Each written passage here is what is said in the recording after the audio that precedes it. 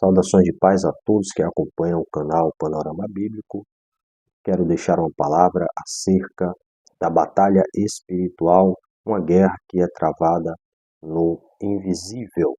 Para a meditação de todos, a leitura bíblica se encontra no livro de Paulo, a carta de Paulo aos Efésios, capítulo 6, versículo 10. No demais, irmãos meus, fortalecei-vos no Senhor e na força do seu poder. Revesti-vos de toda a armadura de Deus, para que possais estar firmes contra as astutas ciladas do diabo, porque não temos que lutar contra a carne e sangue, mas sim contra os principados, contra as potestades, contra os príncipes das trevas deste século, contra as hostes espirituais da maldade nos lugares celestiais. Então veja que a batalha espiritual é uma realidade ensinada claramente por toda a Escritura.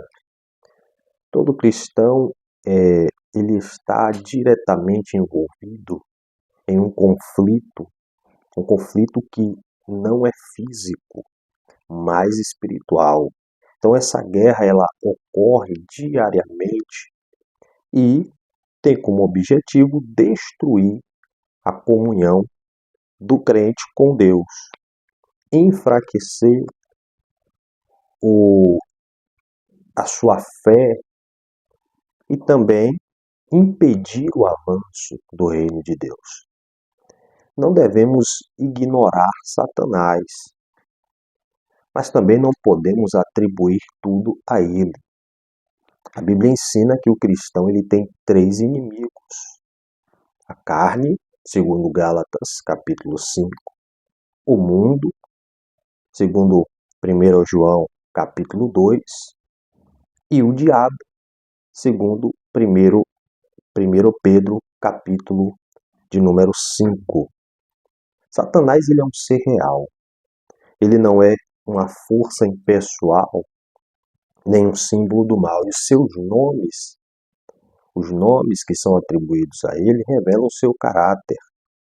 Satanás ele é adversário. Jó, capítulo 1, versículo 6.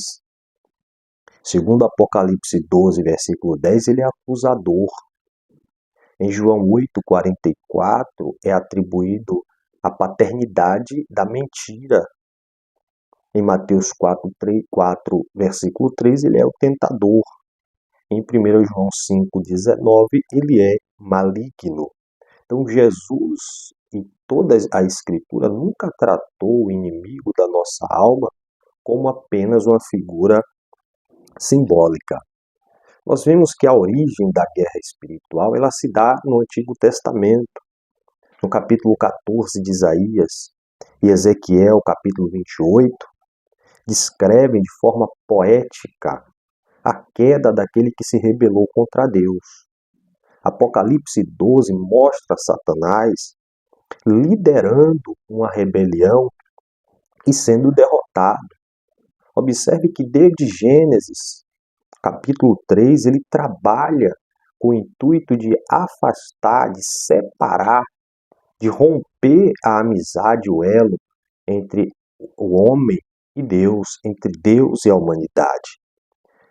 Ele tem algumas estratégias e dentro dessas estratégias está a tentação. Ele tenta levar o homem ao pecado, a pecar. Foi assim com Eva, foi assim com Davi, foi assim com Judas, foi assim também com Ananias e Safira, Atos dos Apóstolos, igreja primitiva. Ele usa a mentira. Ele é o pai da mentira, como dissemos agora há pouco. O seu principal instrumento é o engano. Ele distorce a palavra, ele distorce a verdade e a identidade do cristão. Então é preciso cada vez mais mergulhar nas Escrituras Sagradas, manter uma vida de oração, de comunhão, de intimidade com Deus, para que não sejamos enganados pelas ciladas, pelas armadilhas que o inimigo ele tem colocado diante de nós. Outra estratégia é a acusação. Depois de tentar, ele acusa, mas Cristo é o nosso advogado. Cristo é aquele que em todo momento estará nos defendendo, estará ao nosso lado para nos dar o livramento. Outra estratégia é a intimidação. Então veja que essa guerra espiritual travada no âmbito espiritual, muitas das vezes o inimigo ele utiliza-se de algumas estratégias. E essas estratégias têm como principal objetivo causar medo, ansiedade, desânimo e também desistência da fé. Os demônios são anjos caídos que seguem Satanás. Marcos 5 apresenta um texto claro dessa ação demoníaca. Entretanto, os demônios, até os demônios, todos eles estão sujeitos à autoridade de Cristo. Isso quer dizer que eles não vão ultrapassar um limite que Deus não permitir. Eles só vão poder chegar onde Deus permitir que eles cheguem. Segundo a compreensão predominante entre a maioria dos cristãos, dos evangélicos, aquele que foi regenerado pelo Espírito Santo, ele não pode ser possuído por demônios. Então, não existe essa de uma fonte jorrar água doce e salgada. Ou ela jorra água doce ou ela jorra água salgada. Ou eu sirvo a Deus ou eu sirvo a Baal. Ou eu sirvo ao Deus dos céus ou eu sirvo aos demônios. Ou eu vivo uma vida de santificação, uma vida em santidade, ou eu vivo uma vida pecando de forma deliberada.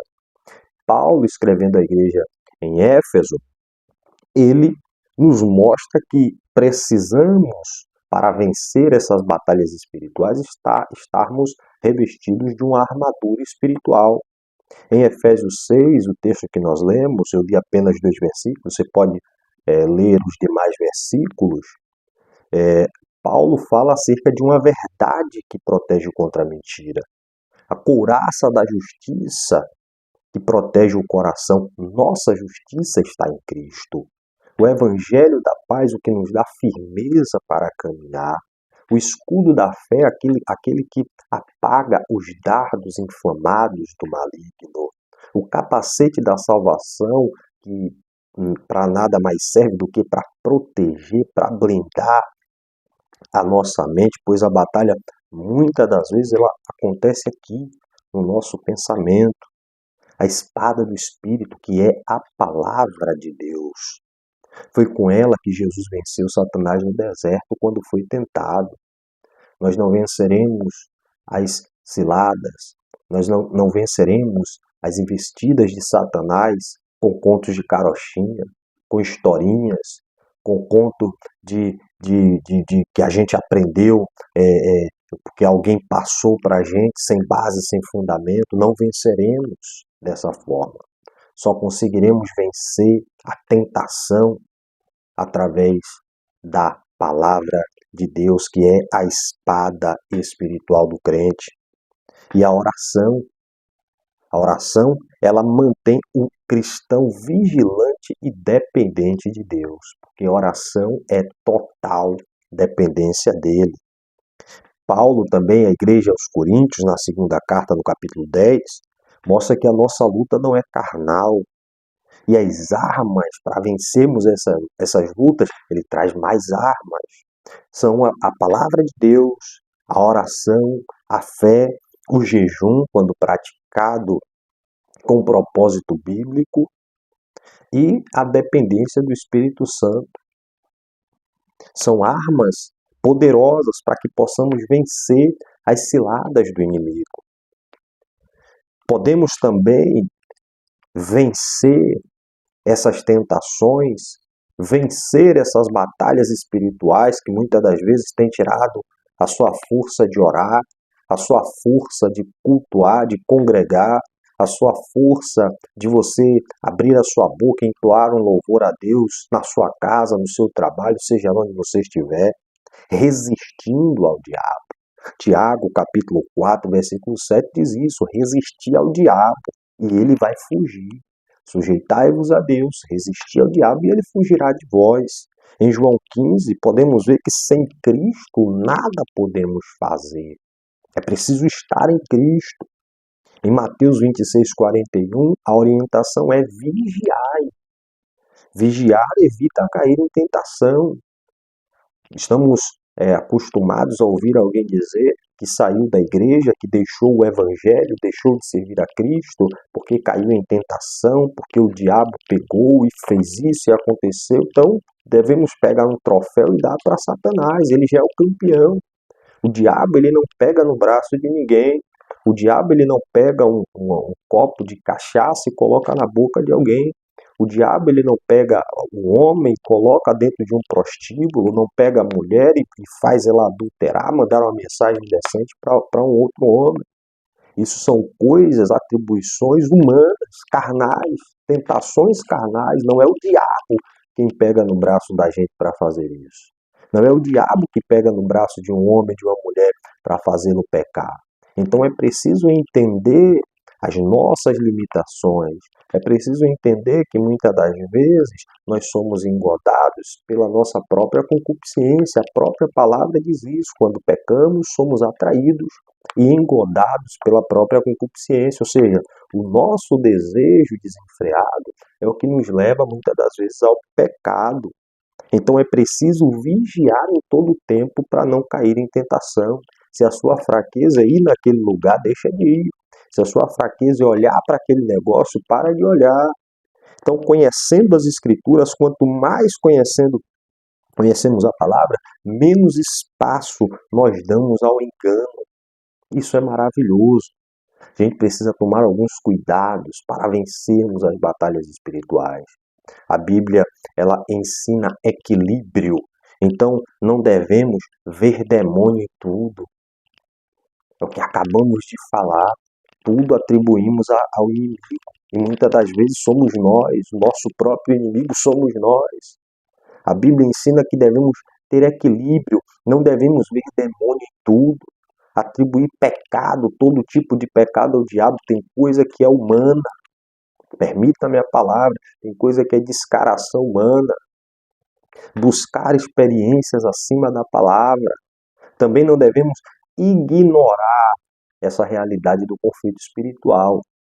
Eu não estou aqui dizendo que o inimigo está isento das tentações, é claro que não, mas tem muita coisa que somos nós mesmos que nos colocamos e acabamos entrando em certas batalhas espirituais. Só que devemos ter uma certeza, a certeza de que a vitória decisiva ela foi conquistada por Cristo na cruz do Calvário. Em Colossenses 2,15 declara que Jesus despojou principados e potestades, triunfando, vencendo sobre eles. Em Romanos 8,37, afirma que em todas essas coisas somos mais do que vencedores. Então não é altura, não é profundidade, não é nada deste mundo, não é espada, não é perigo, não é fome, não é nudez, nada vai nos separar do amor de Deus que está derramado, que foi derramado em Cristo Jesus. Nenhuma guerra, nenhuma batalha ela é permanente, ela tem o seu tempo determinado e nós temos a certeza de que quando nós nutrimos uma vida de comunhão com Deus, ele há de agir em nosso favor. Apocalipse 20, versículo 10 revela que Satanás será lançado de forma definitiva no lago de fogo. Então, para a gente concluir, a batalha espiritual ela é algo real, é algo que acontece, mas o cristão não luta para conquistar uma vitória, luta a partir da vitória que Cristo já conquistou. Aleluia! Nossa responsabilidade é permanecer firmes e constantes na obra do Senhor, revestidos da armadura de Deus, vivendo em santidade, alimentando-se da palavra e mantendo a perseverança na oração e na comunhão com Deus. Lembre-se de que Cristo já venceu essa batalha. E essa é a base de toda a nossa confiança. Talvez você esteja enfrentando um momento como esse, um momento de uma batalha espiritual, onde você já não encontra mais força para orar, onde você já não encontra mais força para nutrir, para manter essa comunhão com Deus, mas que você possa se revestir da palavra, você possa se revestir dessas armas espirituais que foram ditas, que foram citadas aqui nessa mensagem por intermédio da palavra do Espírito Santo, e eu tenho a certeza que você vai vencer mais uma batalha. Deus te abençoe, Deus nos abençoe, e que você possa também compartilhar essa mensagem, essa palavra com mais alguém que será abençoado pela mesma.